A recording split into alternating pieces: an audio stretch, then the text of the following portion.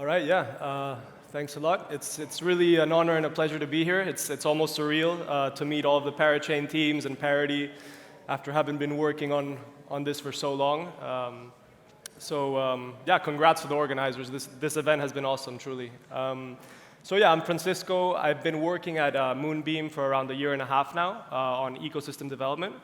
So I think on this presentation, I'm going to give a brief overview on Moonbeam, what we're working on, and how that, more importantly, where we see kind of the future of Web3 heading, and the role that Moonbeam and the Polkadot ecosystem will play in this journey, right?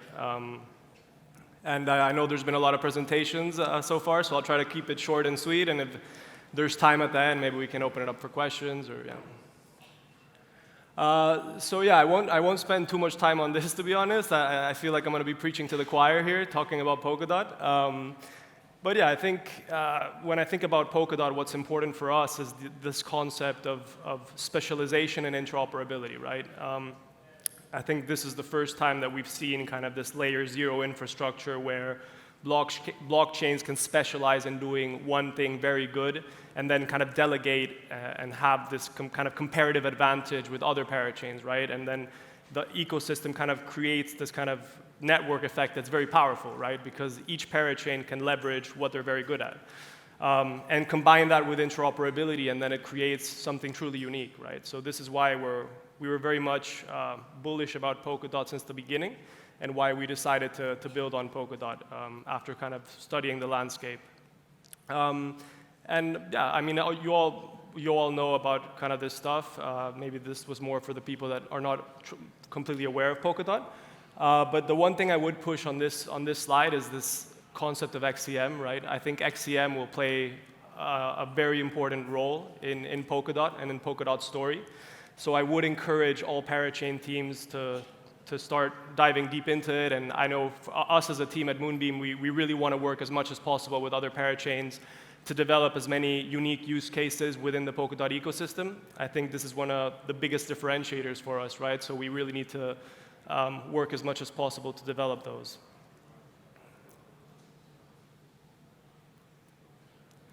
All right, cool. So maybe just a brief overview on Moonbeam. So basically what we built at Moonbeam is an implementation of Ethereum in Substrate, right? Which is this very powerful framework that Parity developed to build blockchains. I think very early on we just saw that while Substrate is powerful for many teams to build customizable blockchains, it wasn't going to be the best fit for many of the teams that wanted to dip their toes in Polkadot and start experimenting in the ecosystem, right? The entry of barrier was not that low. So then we started thinking about how we could kind of maximize or optimize adoption in the Polkadot ecosystem, and we kind of went back to Ethereum, right? I think there's little to argue in the fact that Ethereum has by far the most adoption nowadays in terms of developer usage, the tools, all these frameworks that have been built for the last 7 years. All of these things have created a very powerful network effect that's difficult to replicate. And I think many kind of people underestimate how difficult it is to evangelize a new tech stack, right? A lot of these frameworks have been building for so long, and there's just an ecosystem that's been built for such a long time that it's very difficult to move forward from that, right? So we've wanted to kind of adopt and leverage all the adoption that Ethereum has, but also merging that with Polkadot, right? So this is why we wanted to create the path of least resistance for Ethereum developers to build on Polkadot. And that's truly the idea with Moonbeam, right? Is that you can leverage your existing code base on Ethereum or any other EVM compatible layer 1, port it onto Moonbeam, and then have access to this kind of greater Polkadot ecosystem, which then presents this wide range of new use cases that are starting to evolve now. So I think that's really what we've aimed to build. And apart from that, I mean, we built an EVM from scratch in cooperation with Parity, the team from building Polkadot. We have a set of Web3 RPCs that allow developers to interact with the Ethereum RPC. And another unique feature that we implemented was unified accounts. So we actually decided to kind of change the underlying account structure on Moonbeam from Substrate native to be like on Ethereum, like H160 accounts. And I think this was a strategic decision very early on that has helped us accelerate adoption as well, right? Because users can just rely on what they know best, which is MetaMask. They can just switch the network from Ethereum to Moonbeam, and it works seamlessly. It did come with trade-offs. So for users, it was beneficial to do this, but when it came to kind of inward-facing integrations with Substrate, it created more difficulties. But at the end of the day, we thought it was worth it. And then there's just like a whole bunch of developer tools and integrations that go along with the EVM that we've come to find over kind of conversations with hundreds of teams at this point, what they need to build, right? And I think Astar was mentioning this before, and I couldn't agree more. There's just an entire tool set that goes along with a blockchain that you need to provide developers, otherwise they can't build successfully. But yeah, I mean, having an EVM is great. I mean, it's a good thing to have, but for us, we've thought a lot about how can we differentiate ourselves, right? What makes Moonbeam different than any other EVM-compatible layer 1, like Phantom or Avalanche or BSC, Polygon. There's a lot of them out there. And I think the strength of Moonbeam lies in the fact that we're trying to merge the power of Ethereum with Substrate, right, and Polkadot, and what possibilities that's going to bring in the future. So we're going to be investing a lot of resources in the upcoming years to kind of leverage interoperability. And we think that the ability for blockchains to communicate with each other is going to be the most relevant and key issues to solve moving forward. So I think that's what we're leaning into, and yeah, that's where we're going to be working on a lot, and I consider that our main differentiator from other L1s. Yeah, here is just kind of a summary of the ecosystem building on Moonbeam. It's been a lot of work, and it's been also like a great experience to learn from these teams, right? I joined Moonbeam like a year and a half ago when I think we didn't even have a testnet at that point, and when we were speaking to all of these different projects, trying to pitch them the idea of Moonbeam, what it would take for them to build on Polkadot, kind of communicating that vision that we had of interoperability and the ability for them to leverage Ethereum on Polkadot, and all these conversations have really taught us a lot, right? And in this space, it's almost like the more you learn, the more you think you don't know a lot. But it's definitely been valuable to have discussions with all these teams. And yeah, so far in Moonbeam and Moonriver, which is our implementation on Kusama, we've seen quite a lot of traction, a lot of it being organic, which is great to see. I think many of us didn't expect it, especially after launching Moonriver. There was just kind of an onslaught of developer activity and people building projects, and that was amazing to see. So we're going to continue to build out the ecosystem in the years to come.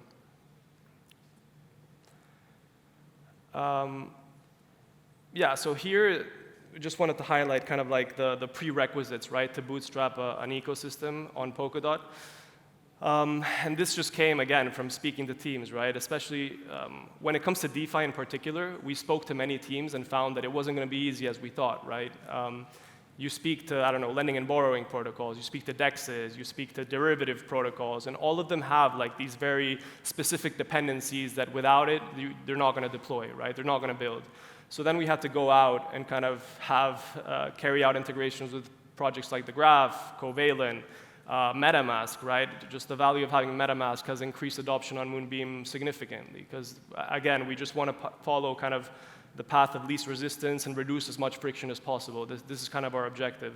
Having block explorers like Etherscan, Block Scout, a Gnosis-safe implementation so that teams can have a multi-sig solution, and then this whole like spectrum of Ethereum tools, right? Like Truffle, Hardhat, Remix, a bunch of different things that our team has gone out and carried out the integrations. And oracles, of course, have been a big blocker for lending and borrowing protocols. So I think this in particular, Chainlink is going to be the last missing piece on Moonbeam, and that should unlock several money markets to deploy on Moonbeam.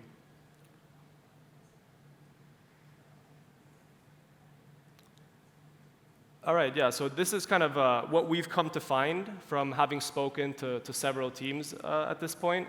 It's kind of, we've split the buckets of the teams deploying onto Moonbeam into two categories. So I think that at the beginning, what we most saw was this kind of, on my left, yeah, your left as well, these like projects that did what we call like this EVM targeted multi-chain deployment strategy. And these were teams that had deployed on Ethereum, and they wanted, as a project on Ethereum, you know, we saw the rise of all these different EVM compatible layer ones, right? And that had brought about new communities, new assets, new sets of projects. And these projects, they all want to expand, right? They want to grow, and they want to have access to the new users that are in each L1, which we found that each L1 has like their own set of community, their own set of users, their own set of assets, and also to find available block space, right? So for Moonbeam, we kind of acted as the natural partner of deployment on Polkadot, right? Since they could leverage the strategy, this multi-chain strategy they had done on other L1s, port their code onto Moonbeam, and then have access to the Polkadot ecosystem. And I think that's kind of the majority of the traction that we saw at the beginning was this bucket of projects. I think what we found after having experienced this is that there's many projects that have deployments across like 10 different chains, right? Like they'll have the same instance of their protocol on like many different chains. And we found that with these teams, that often it'll come at kind of the expense of getting 1/10 of their time, right? So it's the fact that they have to build communities and their protocols on all these different chains means that they'll have maybe less time to focus on your own chain. And then we started seeing kind of teams that were interested in kind of a Polkadot native deployment. And we found that these teams are particularly valuable, right? Because they're focusing their entire energy on building their protocol on Moonbeam. And building a project is not easy, right? Not only from a technical perspective, but community, shipping new things, engaging with your community. There's so many different components that go into building something successful.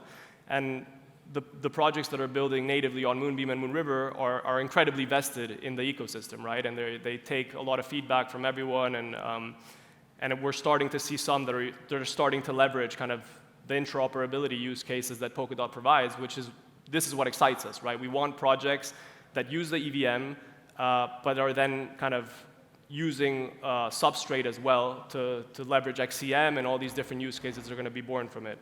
And a lot of that work we've done through pre-compiled contracts that allow developers, Ethereum developers, to use kind of Solidity and other Ethereum tools like MetaMask to invoke kind of Substrate native functionalities, like staking, governance, and in particular XCM, which we consider like extremely exciting. So this is something that we're going to continue to lean on. And then, of course, like at the end of the day, if a project wants to deploy on Moonbeam and they want to kind of go out and be a parachain of their own, we would consider that a great success, right? Because we want teams to ultimately become parachains or succeed within the Polkadot ecosystem. So yeah. This has been one of the most kind of insightful learnings for us over the years. It's kind of the evolution of Dapp deployment architectures. And Brian actually spoke about this in his talk earlier, which I agree with. So I think at the beginning what we saw, what was most common was this kind of mono-chain deployment, right? You would have one home, most likely Ethereum. That would be the place of your deployment. This is where you built. This is where your community grew, and you would be focused on this, right? And this was kind of the most common approach. Then came about kind of this cross-chain deployment strategy, right? Which was the rise of the EVM-compatible L1s. You had projects deploying on a bunch of different chains. The problem with this approach, and it's probably step one, is that it's very difficult to leverage essential things like governance and liquidity when you have isolated instances of your protocol on n number of chains, right? If you have a deployment on 5 chains, for example, and you want to leverage governance, it becomes difficult, right? You have your main deployment might be Ethereum, but you might have satellite deployments on BSC or Avalanche or Polygon or whatever it may be. It becomes difficult to like include governance actions between all of these different protocols, right? Liquidity is a problem as well. Like how do you kind of leverage liquidity from chain to chain? You can use these centralized bridges now that are getting hacked often. Assets become fragmented, right? Every bridge provides a different wrapped representation of the specific asset. So things become complicated even for the user, apart from the project. So now what we're seeing and what we envision the future to kind of evolve into, and we're starting to see it already, is kind of what we call a native multi-chain deployment architecture, which is basically a Dapp that deploys on a single chain, and on the back end, it uses kind of different blockchains, right? Without the user even knowing about it. And this is kind of where we see Web3 heading. And you can take some of these lessons from Web2, for example, where the user just uses an app on their phone, and on the back end, he has no clue what's happening, right? And we start to see this happening on Web3 as well, where there might be a project deploying on Moonbeam, And then on the back end, it'll leverage kind of the specialized use case that other parachains might provide, right? So I might have a dApp built on Moonbeam that will then leverage Crust's decentralized storage use case, right? Or they might need decentralized identity, whatever it may be. And through the power of Polkadot and XCM, it's going to be able to kind of use cross-chain messaging to use those functionalities. The thing with the cross-chain one is that you're exposing too much of the back-end complexity to the user, right? They need to like change network. This is why I believe that like UX really needs to improve in Web3 in order to get more adoption, because the user is just they're too aware of the back-end complexities. Whereas with this native multi-chain deployment, they won't even know, right? And I think that this is what's going to happen in probably the next 12 to 18 months. There's just a massive amount of design space for projects to leverage this approach.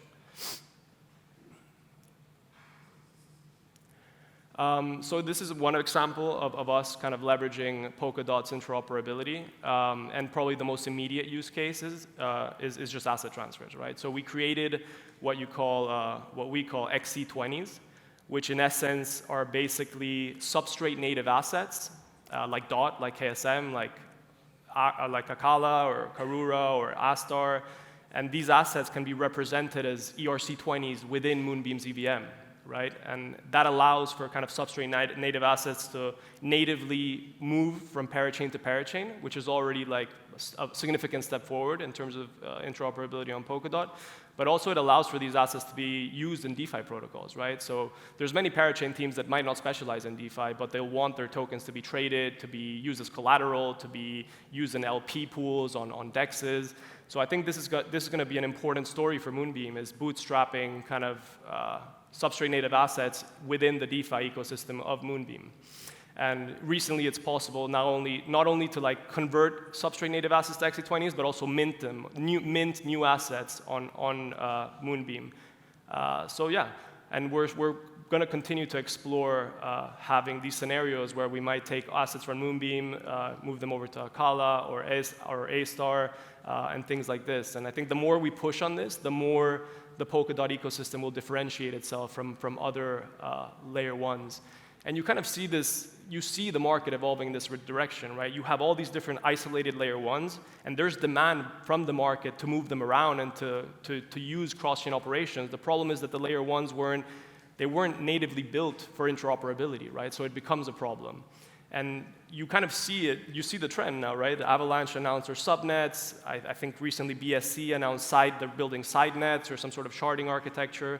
The thing is, like, Polkadot's Parity's been working on this for 6 years, right? So it's not so easy to build this. So that's why we're particularly excited with Polkadot, because I think we're in a good position based on where the market has been heading lately.